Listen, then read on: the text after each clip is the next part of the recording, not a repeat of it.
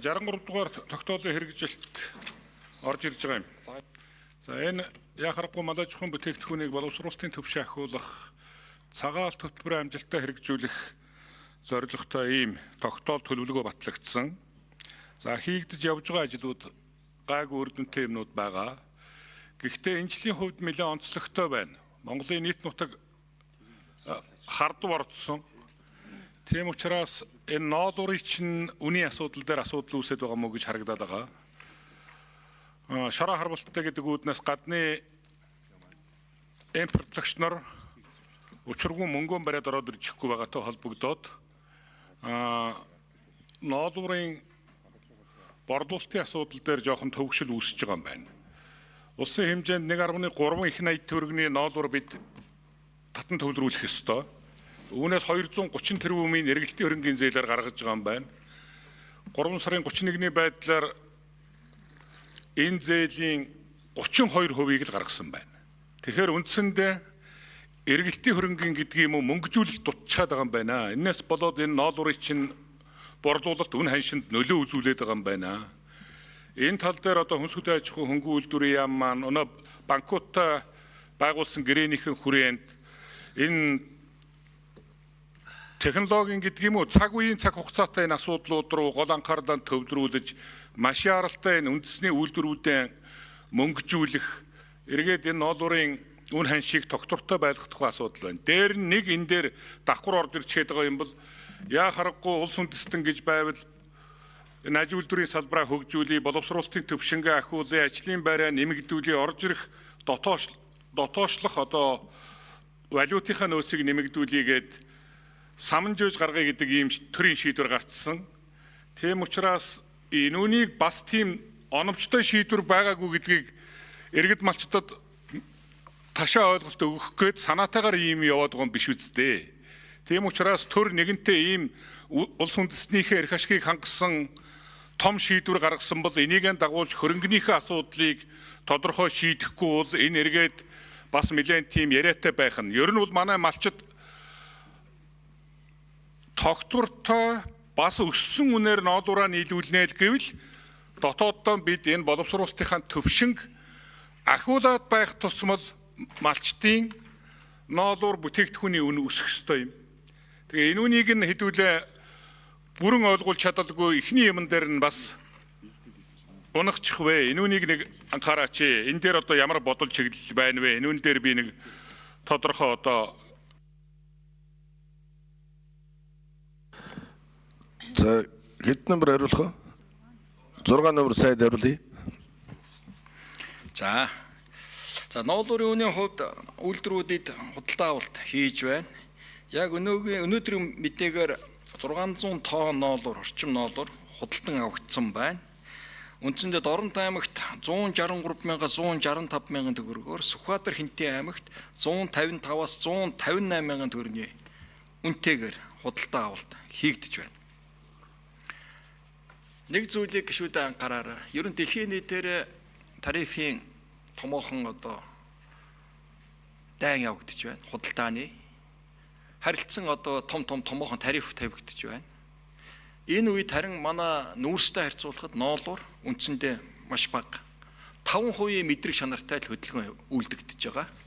Яагаад гэвэл ноолуурын маань өөрөө зах зээлийн төлөв байдал эвтэйхэн байна. Монгол улсын том ноолуурын голлох нийлүүлэгч орны хувьд бид энэ цаг үеийг ашиглаж дотоодын үйлдвэрлэх чадвараа яаралтай босгох нь Монгол улсад том хожил авчирнаа.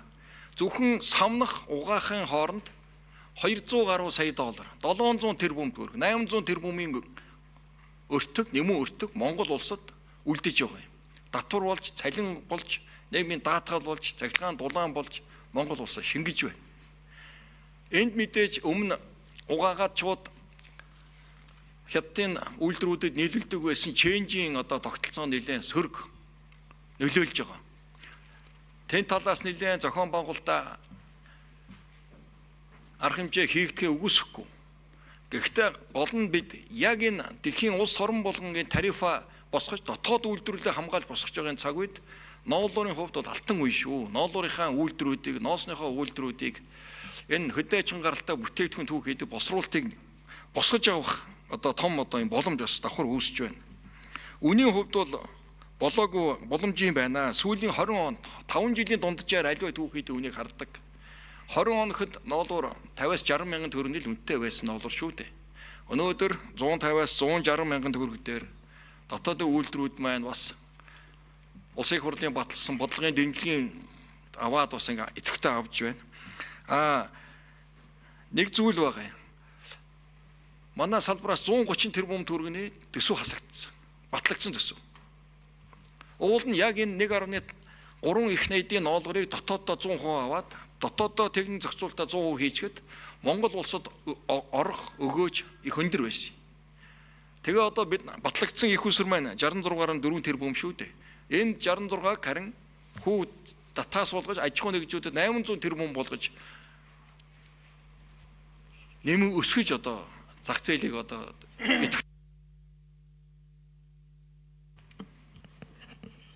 За Бачаргал шин тодруулъя. Гайлаас авсан мэдээгээр 2023 онд 279, 24 онд 154 тонн ноолуур импортлсон байх юм. Энэ яадаг учиртай юм бэлээ. Нэг, хоёрдугаарт бид энэ ноолуур бэлтгэлийн цаг хугацаа маш давчхан. Тийм учраас энэ лүү онцгой анхаарах ёстой. Зээлийг гүйцэд гаргая. Дээр нь энэ үндэсний үйлдвэрүүдтэйгээ уулзалт юмнуудаа хийж өөрсдийнхөө хөрөнгөөр авах чадамж нь ямар байгаад байгаа юм. Дээр нь энэ үйлдвэрүүдээс чинь дутхааргүй хэмжээнд ноолуур бөөгнүүлээд угаагаад самнаад гаргадаг бүхэл бүтэн хуучин биднүүсийн ярьж хэлснээр бол ченж гэж яриад байдаг. Одоо бол баг нөхрөдлийн гэдэг юм хоршооны журам руу шилжигдсэн нэг хэсэг улсууд байна. Энэ улсуудтайгаа уулзаж энэ ноолуурынхаа борлуулалтын асуудлыг анхаарахгүй бол энэ жилийн ноолуурн дээр нэлээд асуудал үүсээд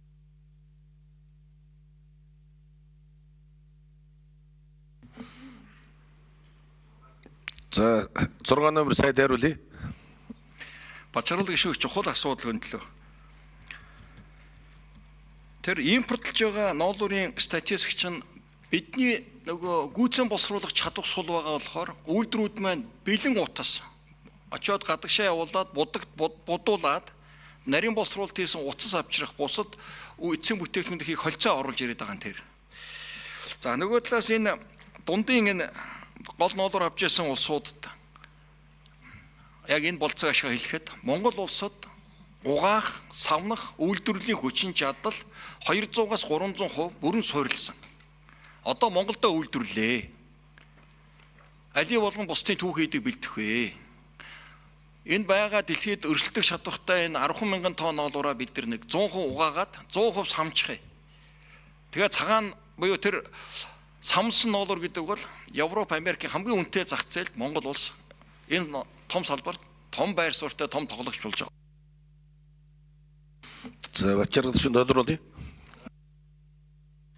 гайлын мэдээгээр бол угаасан ноолуур орж ирээд байгаа шүү. Тэрнээс бүтээгдэхүүн үндсэн түүхийд орж ирэхгүй байгаа. Би бол гайхаж байгаа. Нэг үннийг хэлэхэд. Монголын ноолуур бол хамгийн дээд зэргийн ноолуур. Тийм учраас энэ ноолууртай бас тодорхой хэмжээнд хутгах ноолуур оруулж ирээд байгаа юм биш үстэй тамин. Энэ үнийгээ нэлээ нэгтлэхгүй болохгүй байна. Ер нь манай ноолуурыг угаалгаад авах сонирхол дэлхийд байгаа нь өөрийнхөө чанар муутай ноолууранд чанар сайжруулагчаар ашиглах гээд оролдоод байгаа ийм л үйл явц шүү дээ. Нүггүй яг үннийг хэлэхэд би тэд самнах хүчин чадал сайн хийсэн гэж яриад байгаа боловч яг үндэсний шид чанартай самнах чадал нэг 2000 гаруй тонн байгаа юм шиг байна. Бусд нь урд айлын хүчин чадал энд бий болцсон, мөнгө нь тэрнийгээ дагаа бий болцсон. Тэгээ энэ нөхдүүд чинь үнэн дээр тоглолт хийх гээд ингээ болж ихгүй байна. Тийм учраас би хөдөө аж ахуйн яамыгаа тэр тогтвортой ноос ноолуурын холбоо энэ үндэсний үйлдвэр итэртэйгээ нэлээд сайн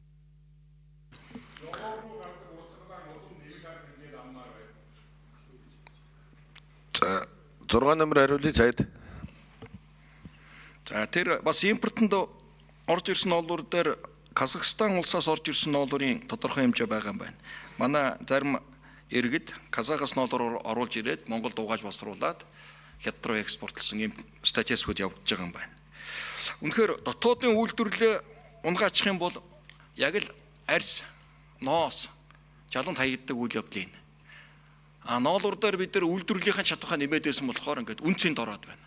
Ер нь үйлдвэрлэх, боловсруулах төвшингээл нэмээд байх тусмал цаашдаа малчтын орлого маань улам л үнцэнтэй болно, ноолуур маань улам л үнцэнтэй болно. Яагаад гэвэл ноолуур өөрөө дэлхийн энэ текстилийн салбарын дөнгөж 1.3% нь мал аж ахуйн гаралтай. Үүн дотор ноолуур маш том байр суурь эзэлдэг. Энэ үнэтэй хэрэглэл дотор Монгол өөрөө ноолуур нийлүүлж байгаа цөөхөн орны нэг. Энэ бол ерөөсөө алт. Гулуузалсан алт гэсэн үг. Угаагаа самнаа тавьчихвал гулуузалсан алт. Сайд гүсэж хариулаад 6 номер.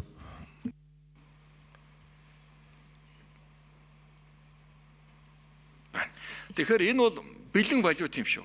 Үнэхээр цагаан алт. Тэгэхээр бүгдээрээ энэ ноолуураа нэг эцсийн бүтээгдэхүүнлүүл яаж игээд нэг боловсруулалтын төвшинг ахиулъя. Их хурлын тогтоол 63 дахь тогтоолын гол үүрэг даалгавар бол тэр. Одоо угаас 100% угааж байгаа бол одоо 100% самнаа. Дараа нь 100% ээрж утсаа хийцгээе Монгол улс. За тэгээ утсаа хийх юм бол бид нар тэр 4.7 тэрбум долларын ноолуурын зах зээлийн 50% барилаад гэсэн үг. Зөвхөн ноолуур 2 тэрбум долларын экспорт хийх болцоотой. Одоо бид нар дөнгөж 404 сая доллар дээр гацчаад байна шүү дээ. Тэгэхээр угаагаад одоо самнахаар бид нар энэ жил ихэд хамгийн багадаа 600 сая доллар, 800 сая доллар руу өсрөнө. Утас хийдэг хүчин чадлаа энэгээр нэмээд гаргахад бид нар 2 тэрбум доллар руу өсрөнө. Эний цаан чинь нөгөө малчтай амьдрал маань маллах ахуй сонирхол маань улам л идэвхтэй сонирхолтой өр өгөөжтэй болох болцоо байгаа. Энийг хийж чадаагүйс болоод арь шир яаж унав? Ноос яаж унав? Тийм биз? Эцээц жоохон үнэтэй аваад үйлдвэр нь унгаачгаа тэгээд сүүлдээ үн цэнэгүй болгочдөг. Ийм л бодлого бид нар сургамж шүү дээ. Өнгөрсөн 30 жилийн сургамж. Тэгэхээр ноолуур бол ахаад хэлий алт. Бэлэн алт, валют.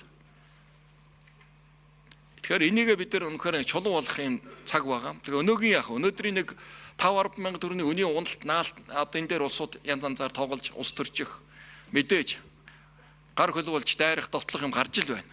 Гэхдээ бид бодлогын хувьд нь үйлдвэржилтийн бодлогыг аваад гарья. Дэлхийгээрээ тарифаараа дотоод үйлдвэрлэлээ хамгаалж байна. Үйлдвэрлэлээ дотоодын чадварыг бэхжүүлэх төлөө улс орон болгон одоо анхаарал тавьж байгаа гэдгээд та бид одоо юу сандах вэ? Тэгэхээр энэ дээр нэг доктортай нэг жилийн бодлого явуулъя. Мэдээж байнгын хорооноос надад дэмжлэг үзүүлээд энэ Монгол банкнд энэ валютын нөөц бүрдүүлэх бодлогын хүрээнд энэ ноолуурыг анхаараач гэж. Ноолуур бол жилдээ бэлтгэгдээ жилдээ 100% экспорт нь гарч байгаа 100% валют болж байгаа юм зүйл. Заавал нүүрс алт тэр валют болоод байгаа зүйл биш шүү дээ. Тэгэхээр ийм том бас болцоо мал аж ахуйн гаралын төвхөд дээр байна шүү л гэж. За, уянга гişэ асуулт асууя. За